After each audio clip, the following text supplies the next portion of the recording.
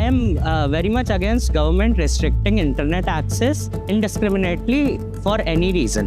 I do not support कि 100% कि भाई ठीक है आप इंडियन मीडिया शो करो, बट कम्प्लीटली कट ऑफ करने से टाइज वर्ल्ड वाइड खराब हो सकते हैं। यूट्यूब चैनल्स बंद किए गए हैं, उससे ये दर्शाया जाता है कि हम लोग किसी भी चीज़ को किसी भी हद तक बर्दाश्त नहीं कर सकते हैं।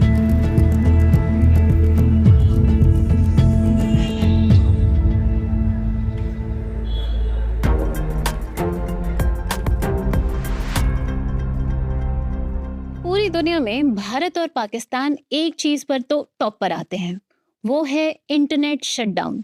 भारत में तो सबसे ज्यादा इंटरनेट शटडाउन होते हैं। Digital rights organisation Access Now की रिपोर्ट बताती है कि पिछले साल भारत में 84 बार इंटरनेट बंद किया गया। सैनब, पाकिस्तान के क्या हाल थे? बिल्कुल रितिका, पाकिस्तान में 2024 एक ऐसा साल था कि जब 20 से ज्यादा मरतबा इंटरनेट को ब्लॉक किया गया। पिछले साल 8 फरवरी को होने वाले इलेक्शन के दौरान और फिर नवंबर में इस्लामाबाद में इमरान खान के प्रोटेस्ट के वक्त भी इंटरनेट की बंदिश देखी गई। इसी तरह 2024 में एक्स पर भी पाबंदी लगी थी। जैनब, अगर बात भारत की करें तो 2016 से 2024 के बीच भारत में 800 से ज्यादा बार इंटरनेट बंद किया गया। जम्मू कश्मीर में तो हमने अब तक का सबसे लंबा इंटरनेट शटडाउन देखा है।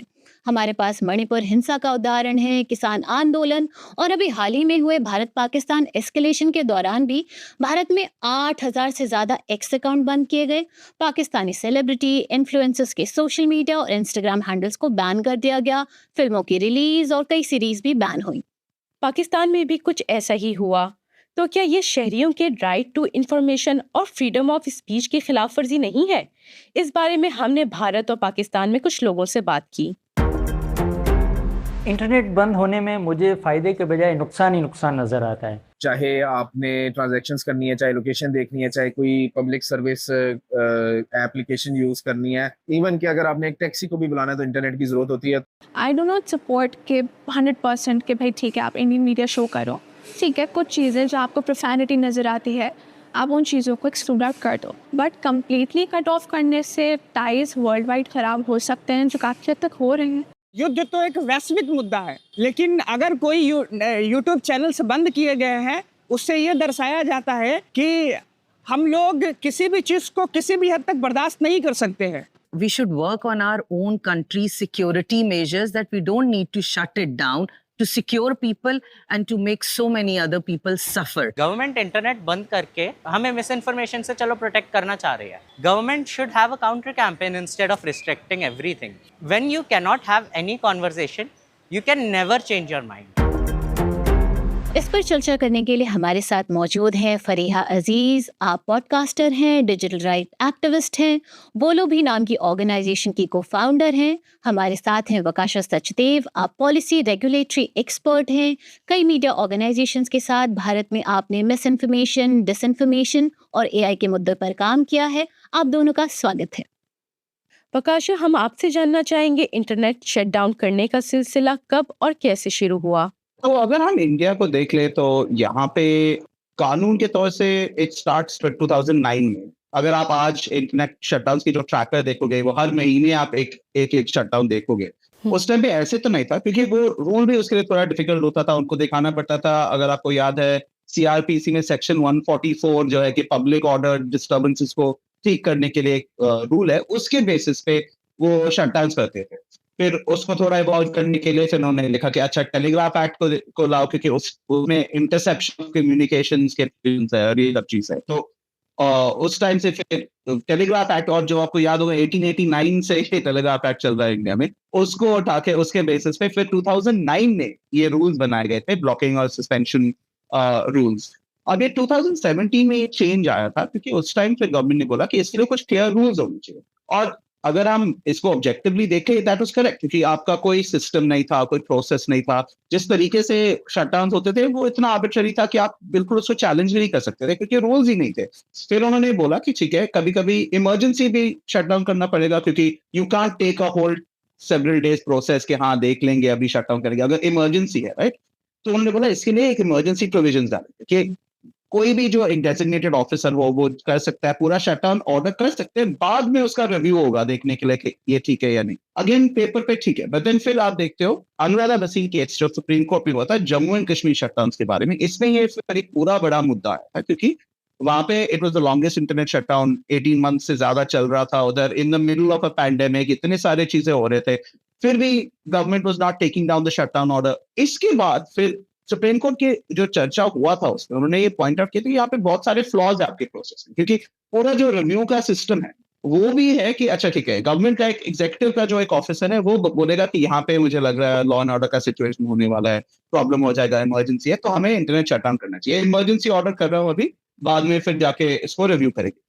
बाद में जब रिव्यू हो रहा है देखने के लिए कि क्या ये एक्चुअली नीडेड था, इसको ठीक तरीके से आपने इंटरनेट शटडाउन इम्पोज किया, ये सब जो रिव्यू में देखना पड़ता है वो सेम गवर्नमेंट के एग्जीक्यूटिव ऑफिसर्स ही कर रहे हैं। तो आप अगर ऐसे हो रहा है सिस्टम, तो फिर कहाँ पे आपको फेयरनेस कहाँ मिलेगा? बट देखो, this is what I want to make clear कि ये जो सिस्टम है ये नया नहीं है, this has been going on since the time जब से इंडिया में इंटरनेट का प्रेवलेंस बढ़ा है, जब से डिजिटल इंडिया बन रहा है, pre 2014 also this has been going, this is almost it's a colonial hangover. अगर आप देखोगे जिस तरीके से ये लॉ बनाए जाते हैं, अब 2023 में टेलीकॉम एक्ट है, उसमें अब आप इंस्टेड ऑफ टेलीग्राफ एक्ट 1899 वो कह रहा है ये जो नया कानून है 2023 का, इसमें हम सस्पेंशन का वो बेसिस डालेंगे। अब उसके लिए ड्राफ्ट रूल्स निकले पिछले साल, but the same problem is there, same चीज वो कह रहे थे कि आप पूरा इसको ठीक कर देंगे, but review is again back with the government, the same government which imposes the shutdown will also decide करेगी ठीक है या नहीं है। आप मुझे एक चीज बताएंगे कि स्टेट को इंटरनेट से क्या खतरा होता है? I mean, this is a very good question. पर यही तो सब पूछते हैं जो भी, अगर आप देखोगे SFLC.in है, Access Now है, इंटरनेट सोसाइटी, ये सब इंटरनेट शटडाउन को ट्रैक करते हैं, और इन्होंने ये सब एक पॉइंट आउट किया कि देखो अगर इनफैक्ट आपके जब इमरजेंसीज है, it's important to have the internet, इसलिए इंटरनेट यूजफुल होता है। फिर उन्होंने पॉइंट आउट किया कि देखो हम सब जब इंटरनेट का सोच रहे हैं, हम स्पीच के बारे में सोच रहे हैं कि मुझे जाके सोशल मीडिया पे पोस्ट करना है, मुझे कुछ देखना है, मुझे ये सब करना है, बट इट्स ऑल्सो लाइवलीहुड ना, कि लोग के प्रोफेशन है, और इसको भी इंडिया के Supreme Court has recognised this. Anuradha Bhasin case में था, अभी फिर से 2025 में उन्होंने बोला है कि देखो जब आप राइट टू प्रोफेशन बोल रहे हो, उसके लिए right to access to the internet is important also for that. It's दो चीजें actually, it's not just freedom of speech, it's also कि अगर आप ई कॉमर्स सेल्स कर रहे हो और लोग के पास इंटरनेट नहीं है, तो फिर वो कैसे चल सकता है? बिजनेस ही पूरा खराब हो जाएगा, और लोगों ने जो इन्वेस्टमेंट किया है under programs like digital India, ये सब चीजें, तो then you have to have that access. तो I think this is a big issue. Governments के लिए क्या क्या हो सकता है? देखो, this is an international problem ना, मिस इन्फॉर्मेशन, फेक न्यूज,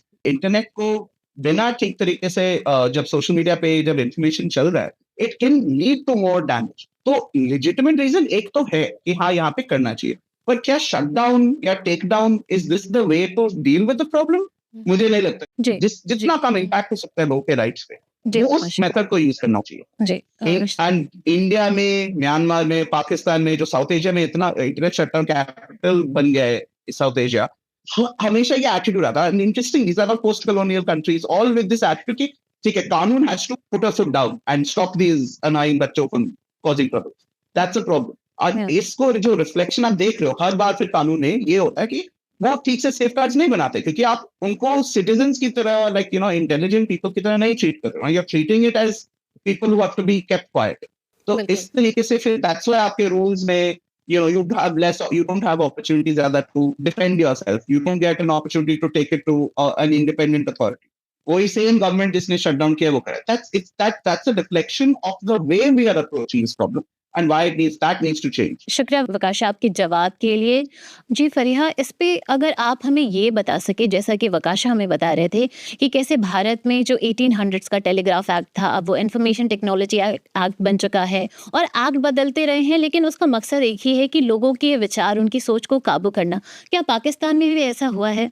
जी बिल्कुल, और जिस कानून को हम जिसकी तनकीद करते हैं वो prevention of electronic crimes act, जो हम साइबर क्राइम लॉ कहते हैं, जो 2016 में आया, और वो कहा ही था उसके आने के टाइम पे कि इसलिए लाया जा रहा है कि आवाज़ों को, जो डिसेंटिंग वॉइसेस उनको रोक सके। हमने बहुत इसके अंडर पर्चे भी देखे हैं, और अभी इसी साल उसमें अमेंडमेंट्स भी हुई हैं, और उसमें फॉल्स और फेक इंफॉर्मेशन को भी डाल दिया गया एज एन ऑफेंस, बहुत ब्लैंकेट तरीके से। उसकी कोई अब तशरीह नहीं है कि किस तरीके से उसको होगा, उसकी एफआईआर भी हमने देखी, और कॉन्फ्लिक्ट में हमने यही सीखा कि देखिए जो डिसइंफॉर्मेशन या मिसइंफॉर्मेशन प्रॉब्लम है वो आप वेरीफाइबल इंफॉर्मेशन से कॉम्बैट कर सकते हैं और ज़्यादा एक्सेस देने से इंफॉर्मेशन को।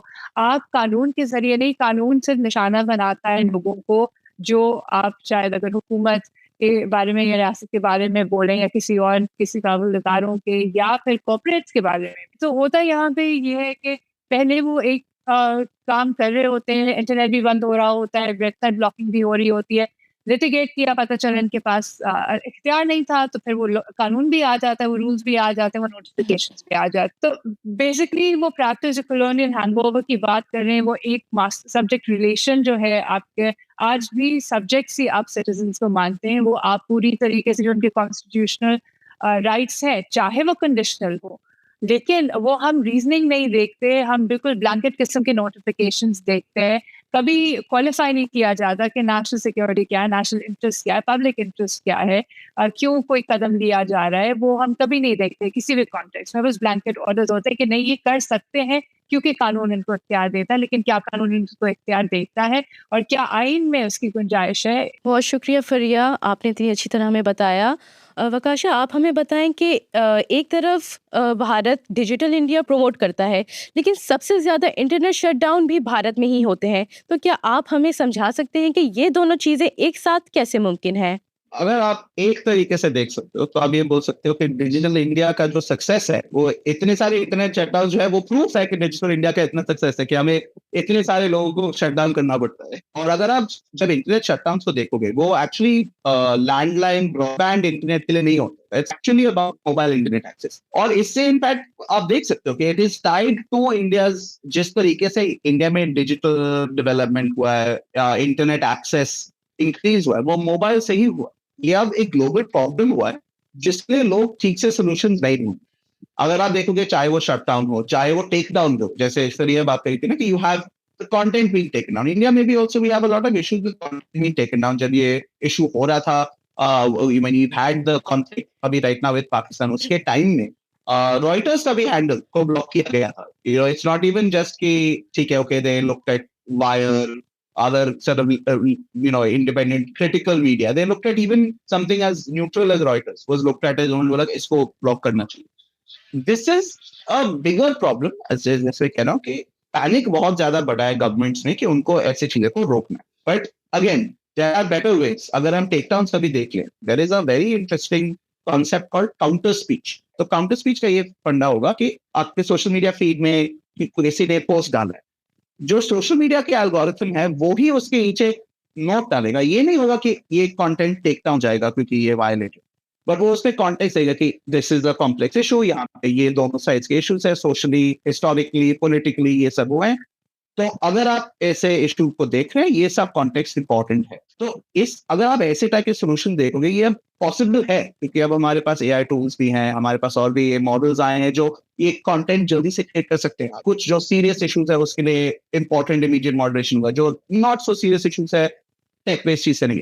दीज आर द सॉल्यूशंस जो देखना चाहिए, जिस तरीके से आप बोल सकते हैं कि हाँ, हम देख रहे हैं कि लीस्ट इंट्रूसिव तरीके से कैसे हो सकता है, क्योंकि वो है इंपॉर्टेंट। वैसे एक अच्छी चीज है कि इंडिया में जो डीप फेक्स के बारे में रेगुलेशन का इशू है वो actually is going in a good way. The ministry of electronics and IT ने जाके यहाँ पे कंसल्टेशन किया एक्सपर्ट्स के साथ, इंडस्ट्री के साथ, एकेडमिक्स के साथ कि ठीक है किस तरीके से इसको रेगुलेट करना चाहिए। तो this is a better approach. अभी तक वो कोई रूल आया नहीं है, you have got better options, why not explore. बिल्कुल वकाशा। फरीहा, वकाशा ने बात की आई टूल्स की, मिस इन्फॉर्मेशन, डिसइन्फॉर्मेशन की। तो अभी भारत पाकिस्तान के बीच जो एस्केलेशन हुआ उस दौरान miss information, disinformation, AI generated videos का खूब इस्तेमाल हुआ। लेकिन इसका दूसरा पहलू ये भी है कि इस दौरान कई चीज़ों पर बैन भी लगाया गया क्रॉस बॉर्डर। तो क्या जब बैन लगाया जाता है तो उस दौरान इन्फॉर्मेशन की गैर मौजूदगी, सही इन्फॉर्मेशन की गैर मौजूदगी में एक इन्फॉर्मेशन वैक्यूम क्रिएट होता है, तो क्या इससे मिस इन्फॉर्मेशन को बढ़ावा मिलता है? जी, और हमारे यहाँ तो कॉन्फ्लिक्ट के दौरान एक अजीब चीज़ ये हुई कि एक्स जो 1 साल से बंद था, वो ओवरनाइट उस पे बैन हट गया और कोई ऑफिशियल उस तरह से स्टेटमेंट नहीं हुई।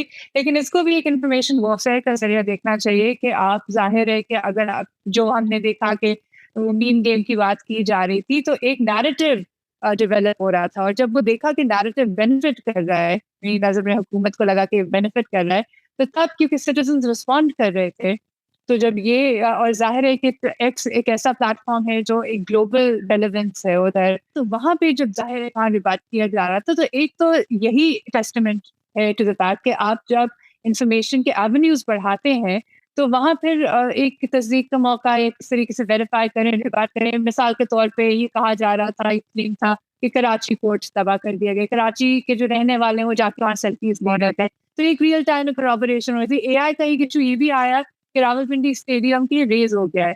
अब ग्रॉक से जब पूछा तो ग्रॉक ने कहा कि हाँ ये इमेज ज्यादातर लोगों ने शेयर की, वेरीफाइबल है। अनफॉर्चुनेटली इशू ये एआई के साथ भी कि डेटा सेट इस तरह से वो इस्तेमाल करते हैं कि वो इट डिडंट एक्चुअली हैपन, वो रेज नहीं हुआ था। लेकिन फिर एक ये भी है कि सिर्फ एआई पे आप रिलाई नहीं कर सकते, बट नैरेटिव वॉरफेयर भी है, प्रोपेगेंडा भी हमें देखना है कि किन सर्कल से एमिनेट करता है। लेकिन at the same time Pakistan में कॉन्फ्लिक्ट के दौरान international media, local media, Indian media, तमाम मीडिया में हम देख सक रहे थे, तो एटलीस्ट हम एक पोजीशन अपनी भी, क्योंकि यहाँ पे हम वैसे भी एक स्केप्टिकल पोजीशन से व्यू करते हैं स्टेट नैरेटिव को, तो वो भी हम चेक कर पा रहे थे। चाहे वो अगर प्रेस कॉन्फ्रेंस हो रही है फिर बाहर क्या बताया जा रहा है, फिर अपनी अगर तस्दीक कर सकते हैं जो ऑन ग्राउंड था, तो उसमें and this is something that doesn't usually happen, we are not used to such transparency usually.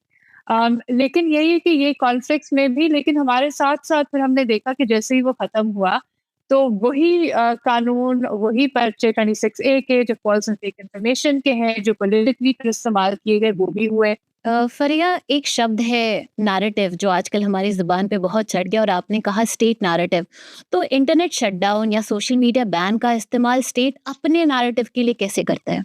देखिए इस वक्त तो फॉर एग्जांपल ये वाला जो मैंने आपको एग्जांपल दिया कि वो पुश आउट किया जा रहा था, एक कोयने जो थे, हमने पहले भी देखा कि किस तरीके से इन्वेस्टमेंट हुई है सोशल मीडिया विंग्स की, चाहे वो पॉलिटिकल पार्टीज हो या और इदारे हो, कि वो किस तरीके से ड्राउन आउट किया जाता है, सर्टेन वॉइसेस को ड्राउन आउट किया जाता है, नंबर्स, मैनिपुलेशन ऑफ एल्गोरिथम्स वगैरह। लेकिन एट द सेम टाइम एक पर्टिकुलर सिचुएशन में हम चाहे नेटवर्क शटडाउन देखें या इंटरनेट थ्रॉटलिंग हो, फायरवॉल की बात हुई कि किस पर्टिकुलर चैनल्स पर नहीं लोग पहुंच पा रहे, मुख्तलिफ तरीके इस्तेमाल किए गए to slow down the flow of information. वो जो चाहते हैं कि उन लोगों तक या उन व्यूज तक आपकी रसाई ना हो, तो वो एक और डिमेंशन है जो हम देखते हैं कि बहुत ज़्यादा क्रिमिनल एक्शन, और वो भी आर्बिट्ररी क्रिमिनल एक्शन होता है, हम देख ही रहे होते हैं कि किसी का एग्जाम्पल बना दो। लेकिन साथ साथ ये टेक टूल्स और अगेन नेटवर्क शटडाउन के लिए भी कोई तरीके का टेलीग्राफ एक्ट तो यहाँ पे भी लगता था, उसके बाद फिर टेलीकॉम रेगुलेटर या इंटीरियर मिनिस्ट्री से नोटिफिकेशन आ जाती है कि नेशनल सिक्योरिटी, एंड जो एक नैरेटिव हुकूमत की तरफ से होता है कि देखें टेररिस्ट अटैक्स होते हैं, जो कि होते हैं, हुए हैं इन द पास्ट, लेकिन ये ब्लैंकेट तरीके से शटडाउन कर देना, वही जो इकोनॉमिक पोजीशन के वहाँ पे कुछ राइड हेलिंग एप्स हैं, इमरजेंसी सर्विसेज हैं, आप नहीं एक्सेस कर सकते, और ज़्यादा डिसइंफॉर्मेशन, मिसइंफॉर्मेशन, पैनिक क्रिएट होती है जब आप नहीं रब्ता कर सकें। या फिर ये एक और तरीका था कि फॉर एग्जांपल कोई कॉन्फ्लिक्ट सिचुएशन, और इस्लामाबाद में ये वाक़या हुआ था, वहाँ से लाइव रिपोर्टिंग आप नहीं कर पाएंगे, तो बहुत सारे लोग रिकॉर्ड करते थे, वापस जाते थे, अपलोड करते थे, आते थे, उसमें भी जो लैग आप क्रिएट कर रहे हैं of getting real time information, तो वो भी एक बहुत डिलिबरेट चीज़ है जो इस के लिए की जा रही है। बिल्कुल फरिया। वकाशा, हम आपसे जानना चाहेंगे कि इस एस्केलेशन के दौरान, जैसे कि फरिया ने कहा कि कम से कम वहाँ पर लोग इंटरनेशनल मीडिया या भारत के मीडिया को एक्सेस कर पा रहे थे, भारत में ये मुमकिन नहीं था एक हद तक, तो वहाँ के हालात क्या थे? इंडिया में the media situation was interesting. आप सबने इंडियन टीवी चैनल्स तो देखे होंगे, तो किस तरीके से कराची में ये हो गया, यहाँ पे लाहौर चला गया, you don't know what was going on at any point. अब देखो, सी गवर्नमेंट का इंटरेस्ट है, specially in a situation of national security, government का लागू कि उनके इंटरेस्ट में इंफॉर्मेशन कंट्रोल करना पड़ता है। आप देखोगे किस टाइप के मीडिया को ब्लॉक कर रहे हैं। ठीक है, अगर आप बोल रहे हो कि अल जजीरा का टर्किश फंडिंग है या कतरी फंडिंग है या कुछ है और उनका लिंक्स है, ठीक है, आपने बोला okay we don't want to have this, Reuters फिर क्यों करना था? If you only told you have is a hammer then everything is a nail ना। वो द प्रॉब्लम इज ये जो माइंडसेट है, इट इज कि okay let's cut this out and in a certain sense this was this impacted India's ability to point out its own side of the story. I think अगर आप international media को पे रोक डाल दो ऐसे, every चाहे कश्मीर हो, मणिपुर हो, जहां भी ये हमने ब्लैकआउट्स किए हैं, इंटरनेट के शटडाउन्स किए, actually this is not been beneficial. स्टिकली अच्छा रही है, उनको नहीं हो रहा है कि क्या सेंटिमेंट है। मणिपुर में इतने टाइम से जो चल रहा है, because people didn't have access, you couldn't even move forward में अच्छा ठीक है, how do you gauge public sentiment? ठीक है, आप जाके हर जगह में देख सकते हो, पर जब tribal lines पे पूरा, your whole state has been divided, people have had to move to different places. How are you going to get accurate information? ठीक है, at least you had national security justification जब ये चल रहा था. You have things being shutdowns हो रहे हैं, pages block हो रहे हैं, exam में cheating हो सकता है. अब ये this is not proportionate, it's not sensible, and it tells you कि attitude क्या है. You can see यहाँ पे legitimate interest भी है, पर वो legitimate interest को ठीक से calculate करने के लिए, उस पे restraint डालने के लिए, वो learnings अभी बाकी है. वकाशा, आपके जवाब का बहुत शुक्रिया। इस टॉपिक की बेहतर समझ के लिए आप हमारी ऑडियंस को कोई फिल्म, किताब या कोई डिजिटल टूल रिकमेंड करना चाहेंगे? फरिया, पहले आप बताएं। आई थिंक डिजिटल टूल्स से ज़्यादा आई थिंक जो क्रिटिकल थिंकिंग फैकल्टीज हैं, स्केप्टिसिज्म है, ओल्ड स्कूल तरीके से वो क्योंकि हम जो टेक रिलायंस है, जैसे मैंने ड्रॉप का भी एग्जांपल दिया, हम कंप्लीटली नहीं रिलाई कर सकते, और वो I think we need to combine with जो भी हम टेक टूल्स इस्तेमाल करते हैं. And AI for fact checking is not the most reliant. ये तो बहुत सारे लोग आपको इस सेक्टर से भी कहेंगे, आपको और भी तरीक़ों से तस्दीक करना पड़ेगा. और फैक्ट चेकिंग में एक तो कि डेटा अगर वीडियो है या इमेज है, लेकिन ओके वो पुरानी थी नहीं थी वो एक अलग चीज़ है, लेकिन there's a lot of context narrative, वही वर्ड में दोबारा इस्तेमाल करिए narrative. So there's a lot to unpack, a lot of context that you need to be informed by as well. Vakasha, आप क्या रेकमेंड करना चाहेंगे? I mean, मैं सहमत हूँ इससे कि मीडिया लिटरेसी बढ़ जाए, ये अंडरस्टैंडिंग इन सब चीज़ों से बढ़ जाए. That is your first. अगर इस स्पेसिफिक इशू इंटरनेट शटडाउन्स को देखने के लिए 3 रिसोर्स बहुत अच्छे हैं इसके लिए. अगर आप इंडिया में हो, SFNC software freedom law centre है, वो एक ट्रैकर भी रखते हैं, वो एक they bring out a report every year, उसमें वो डिस्कस करते हैं कि किस तरीके से कहाँ ये शटडाउन्स हुए, क्या क्या इम्पैक्ट्स हुए. SFNC का भी एक ट्रैकर होता है इंटरनेशनल का, वो इंटरनेट सोसाइटी एक ट्रैकर रन करते हैं ऑल कंट्रीज के लिए. फिर एक और है एक्सेस नाउ, वो भी एक डिजिटल इंटरनेशनल ऑर्गेनाइजेशन है, वो भी एक ट्रैकर रन करते हैं, वो भी देखते हैं कि क्या क्या है, और उनके भी रिपोर्ट से ये इम्पैक्ट का. तो I think that's important for our policy makers. उनको भी समझना चाहिए कि इम्पैक्ट क्या क्या हो रहा है. कि ठीक है, आपने एक क्राइम को रोक दिया, पर अब देखो अगर किसी 10 लोग को हॉस्पिटल जाने में दिक्कत हो रहा है, या 10 लोग को के बिजनेस बंद हो रहा है, और 100 लोग की जो एम्प्लॉयमेंट है वो चला जा रहा है, you have to really think कि किस तरीके से ये बैलेंस करना है. तो I think these are good resources किसी को समझने के लिए. इन 3 चीजों को पढ़ लीजिए, इनके रिपोर्ट्स. जी बिल्कुल, बहुत बहुत शुक्रिया आप दोनों का हमारे साथ जुड़ने के लिए, अपना वक्त हमें देने के लिए, और इस मुद्दे पर हमारी और हमारे दर्शकों की समझ को बेहतर करने के लिए. अपना ख्याल रखें, मिलते हैं अगले एपिसोड में.